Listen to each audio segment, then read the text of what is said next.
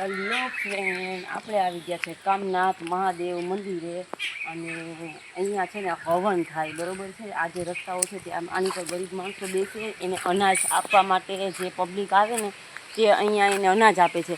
અને આ જે આપણને એરિયો બતાવીએ છીએ, અત્યારે કામનાથનો એરિયો છે ને આપણે આવ્યા છીએ અત્યારે કામનાથ મહાદેવ મંદિર. અહીંની મહિમા શું છે કે વર્ષો પહેલાં આ નદીની અંદરથી છે ને માયા નીકળેલી હતી. ઘણાને એવું માનવાનું છે કે અહીંથી માયા નીકળી હતી અને ઘણી વસ્તુ એવી નીકળી, જેમ કે ભગવાનના ચક્કર છે, આવી બધી વસ્તુઓ અહીંયા ખોદકામ કરતા, નદીનું કામ ચાલુ હતું અને માણસો છે ને અહીંયા બધા નદીની અંદર ખોદતા હતા. ત્યારે રાહત જેવું કાર્ય હાલતું હશે ને આની અંદરથી અઢળક માયા નીકળેલી હતી. આ એમનો ઇતિહાસ છે. અને અહીંયા તમે જોઈ શકો ને તો જો આ બધી સમાધિઓ છે, જે કોઈ પણ વ્યક્તિ એક્સપાયર થઈ જાય, ખારવા સમાજના છે, કોઈ પણ મોટી કાસ્ટ છે, તો એ લોકોની અહીંયા દફન વિધિ કરવામાં આવે છે. અને આ એઓના શું કહેવાય કે મંદિર છે, આ એની અહીંયા સ્થાપના કરેલી છે. અને મિત્રો એક નવી વાત તમને કરું તો તમે જુઓ, આ આપણે જે લોકેશન છે ને બહુ મસ્ત છે ને આપણે આવા જ લોકેશનમાં આવીએ છીએ વારંવાર જોવા માટે.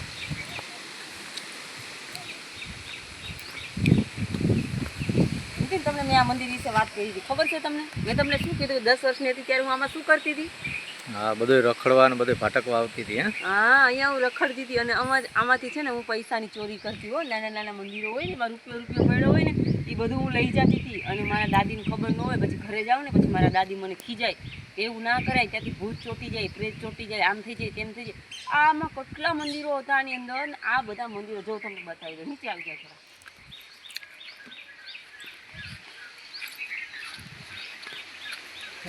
અહીંયા અઢળક મંદિરો હતા, પાણી લીધે બધા મંદિરો લુપ્ત થઈ ગયા છે, ધોવાઈ ગયા છે. જો આ જગ્યાઓ છે ને આ બધી, આ મંદિર અહીંયાથી ધોવાનું જોઈએ. આ મંદિર જતું, જો અમુક મંદિરો બતાવી દો, જો આ તૂટેલા મંદિરો છે. આ સમાધિઓ, અહીંયા પાણી એટલું આવે છે ને, અને અહીંથી લઈને ત્યાં સુધી આ 2 કિલોમીટરનો ગાળો છે. આ બધી સમાધિઓ છે, મોટા મોટા મંદિરો છે. અને આ મંદિરોમાં મેં ચોરી કરેલી છે. નાની હતી 10 વર્ષની, જ્યારે મને ખબર ન પડતી મારા માટે સારું શું છે ને ખરાબ શું છે, એ એજમાં 10 વર્ષની એજમાં મેં અહીંયા ચોરી કરેલી છે. ચોરી મતલબ કે નાના નાના મંદિરોમાં જેમ રૂપિયો ને પૈસા પડેલા હોય, કોઈ નાની ઉંમરની છોકરી મરી ગઈ હોય તો એનો મેકઅપનો સામાન પડ્યો હોય તો એ પણ હું લઈને મારી ઘરે જતી રહેતી. અને ઘરનાને કોઈને કશું કહેતી નહીં કે આ હું ક્યાંથી લઈ આવી છું. જ્યારે ઘરનાને ખબર પડે ત્યારે મારા દાદી જે હતા બહુ વૃદ્ધ હતા, એમની આશરે ઉંમર 80-85 વર્ષની ત્યારે હશે. ત્યારે એ સમયમાં હું ચોરી કરીને લઈ આવતી. અને મારા દાદીને જ્યારે મારા ફ્રેન્ડ સર્કલમાંથી ખબર પડતી ત્યારે મારા દાદી મને ખૂબ દાટતા, બહુ ખીજાતા અને મને ઘરમાં બંધ કરી દેતા કે આ કામ આપણે કરવું જોઈએ નહીં. આ રહી મારા બચપણની વાત. આગળ જઈએ આપણે, ચલો આરામથી હાલજો.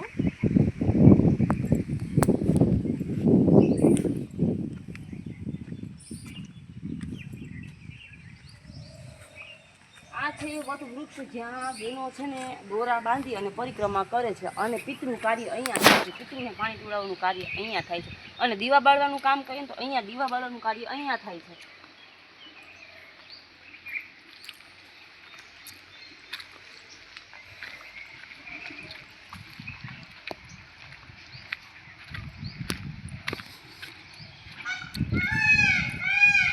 મિત્રો અત્યારે ચોમાસું છે ને એટલે આની ક્લિયરિટી તમને નહીં દેખાય. અહીંયા કુંડ છે, આ પાણીનો કુંડ છે અને અહીંયા માણસો છે ને સ્નાન કરે છે, હાથ ધોવે છે અને દીવાબત્તી કરે છે. અને કુંડમાં જેમ કે શ્રાવણ મહિનો હોય અને ગોપી બહેનોનો મહિનો હોય ને ત્યારે એ લોકો અહીંયા છે ને સાથિયા પૂરી અને ઘણું બધું શું કહેવાય કે એની શ્રદ્ધા જે છે તે પૂર્ણ કરે છે. હવે મિત્રો આ જે નદીને આ કુંડ છે ને અહીંયા કેટલા મૃત્યુ થયા છે ને એનો કોઈ આશરે મને તો અંદાજ જ નથી.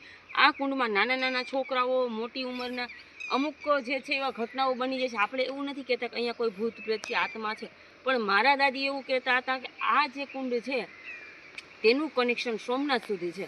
આ કુંડમાં જ્યારે શિવરાત્રિ આવે ને ત્યારે મોટી ઉંમરના જે સાધુ સંતો આવે છે, જેમ કે નગ્ન બાવા આવે છે, એ લોકો અહીંયા નદીમાં પડે છે, સંન્યાસીઓ આ જે કુંડમાં પડે છે ને અહીંથી લાપતા થઈ જાય, એ પાછા નીકળતા નથી. ક્યાં નીકળે છે એ કોઈને ખબર નથી. ઘણા એમ કહે છે કે જૂનાગઢમાં નીકળે છે, ઘણા એમ કહે છે સોમનાથમાં નીકળે છે. અમને તો એનો કોઈ આઈડિયા જ નથી.